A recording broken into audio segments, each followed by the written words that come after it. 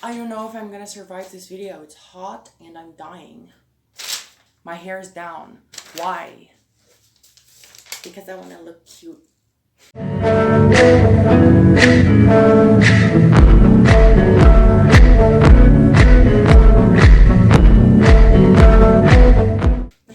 Hi babies, welcome back to my channel.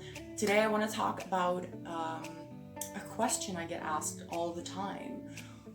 The question is, how does it work? How does being transgender work? Now I get asked this by friends, family, strangers on social media. They simply want to know, how does being transgender work? How does it work? So I'm going to try and explain everything behind it. I want to focus on all of the aspects of transgenderism. A lot of people here in South Africa think it's simply just a sex change. I woke up one morning, I felt like I want to be a girl, and that's why I'm going to have a sex change. Which is not. It's not just a sex change. It's so much more. So I want to focus on all of the unknown aspects behind transgenderism, and I made a list of things that I want to discuss. So hopefully I'm going to make this video as short, descriptive, and informative as possible. I'm sorry if it ends up being like 20 minutes.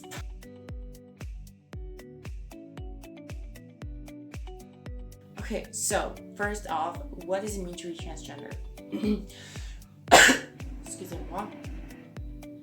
Disclaimer, if you can hear things outside, they're drilling the earth for water because we're thirsty. It's dry. What does it mean to be transgender?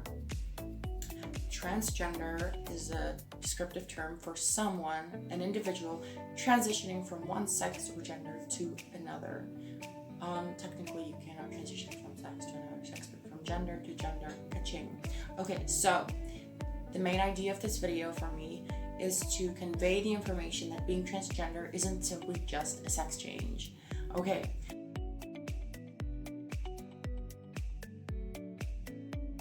So I'm going to discuss the reasons for people being transgender.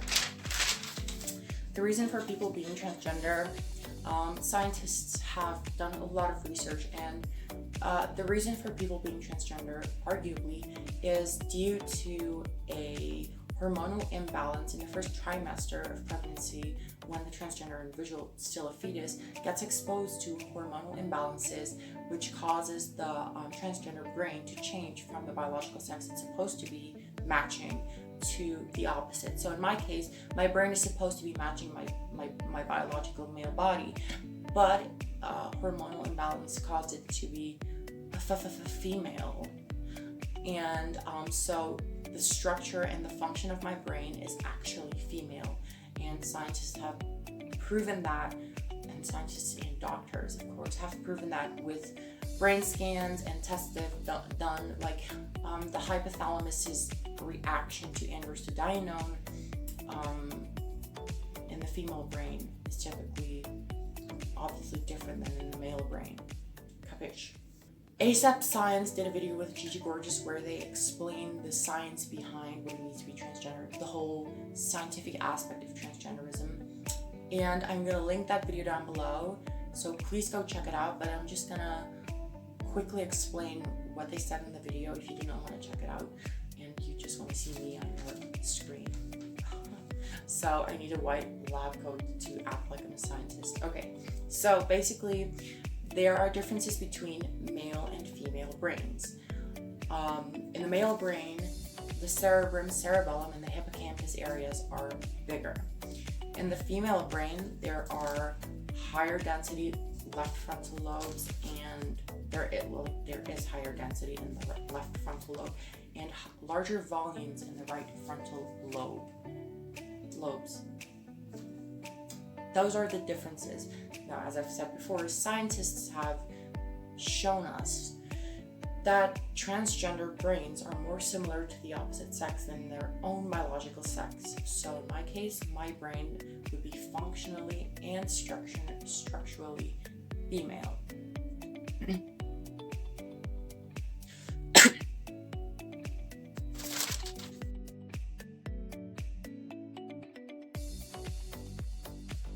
I want to talk about the effects this has on an individual. So the effect that this brain difference or this brain disorder has on an individual. Disclaimer, people want to break away from the term disorder, but for the purpose of this video, I am going to call it a disorder because in medicine, it's still recognized as a disorder. And if it looks like a disorder, if it speaks like a disorder, if it smells like a disorder, it's a disorder. Okay, so the effects that this has on the person, like my brain is female, my body is male, causes me to suffer from a disorder, a condition that we call gender dysphoria. Now, gender dysphoria is the distress a person feels due to a mismatch between their gender identity, like what you feel inside your soul, what your soul is, between their gender identity and their sex assigned at birth, biological sex. People who experience gender dysphoria are typically transgender. Okay, so it's the distress you feel due to a mismatch between your gender identity and your body. Now, your gender identity is, of course, influenced by how you view yourself, which is, of course, influenced by the brain, el cerebro, the brain. And if your brain tells you that you're female, you're most likely going to think you're female, but you still know that you have a male body. It's not like an hallucination. You stand in front of the mirror and you see a female. You clearly understand that you have a male body, and that causes very, very distressing dysphoria. Symptoms of dysphoria can be compared to those of depression. It's a very distressing thing.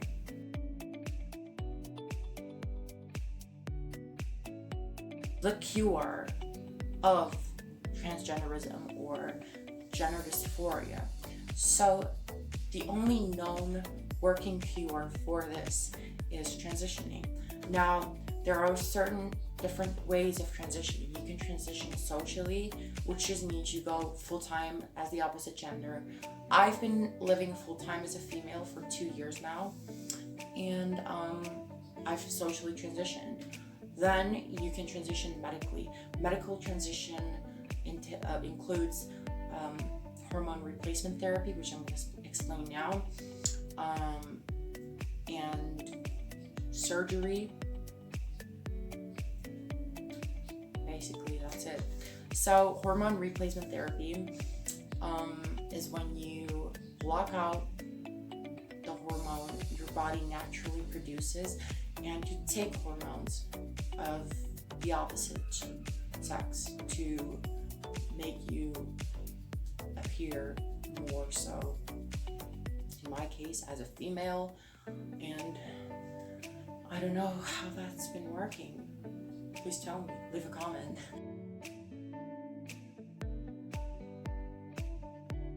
People always ask me, how does it work? How does taking hormones work? So it's actually not as easy as a lot of people make it out to be, and it's also not as expensive as a lot of people want you to think. The media really portrays it as this really dangerous, super lethal thing that you're doing to your body, which is very expensive, which it's not that expensive, really. Okay, so in order to qualify for hormone replacement therapy, which is known as HRT, taking hormones, you need to see a gender therapist or a psychologist or a psychiatrist. You need to be diagnosed with gender identity disorder or gender dysphoria or transgenderism, which I think is medically termed F64, if I'm not wrong. And then you can qualify for hormones. After that, you get your script and you get put on a very low dose of hormones to prepare your body for the changes. And so in my case, I took testosterone blockers to block out the testosterone, and I take estrogen form of an implant in my buttocks, and to then make myself appear more feminine, and also just to help with internalized dysphoria. It's a sense of like security for me, knowing that I won't develop any further as a male, which caused me to be very, very, very distressed. So transitioning saved me from having worse dysphoria, growing a beard, getting broader shoulders. They're already broad, big hands, big feet. I'm not gonna show you my feet. I'm pretty tall. So the effects that I could stop, I did stop, and thank God for that. Literally, I'm so glad I did not grow a beard. Okay. So, yeah, dysphoria is caused by features also, like features of the opposite sex. Or features of the opposite sex of your gender. So, my gender is female, okay? And if I see features of, like on myself, see features of male, you know, of the male, typical male anatomy, beard, wide jaw, muscular arms, I get pretty dysphoric. It's so hot in here. And just same like with female to male transitioners, they get very dysphoric when they see female features on their bodies.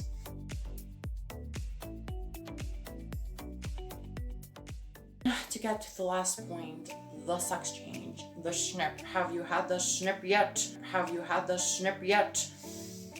The sex change is not as easy as people think it is. You need like 2 years of therapy, 2 years worth of therapy, before you can qualify to get the surgery.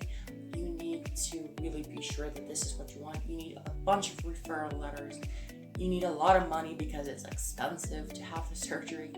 And yeah, you need to be, I think the requirements are, you need to be full-time for 2 years at least. You need to be on hormones for 2 years at least. I think that requirement, I'm not sure about that. And then you need a bunch of referral letters and to be able to qualify for the surgery. So that's that. And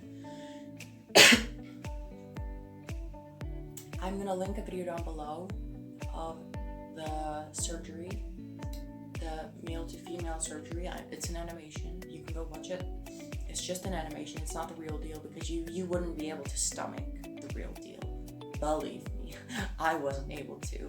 At least once. I was able to watch it once and then just forget about it. Not get nightmares because it sure will give you some nightmares. It's not just a snip. They don't cut it off. It's reconstructive surgery. They like make things happen.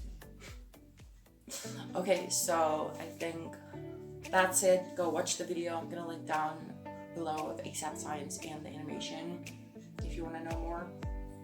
I think that's a wrap. It's really hot. I'm gonna die soon. If you hear reports of the famous Queen Enza being dead, she died from heat. She can't handle this. Okay, so until I see you guys next time, I don't have an outro. Be good to yourselves, love yourselves, be good to other people, love other people.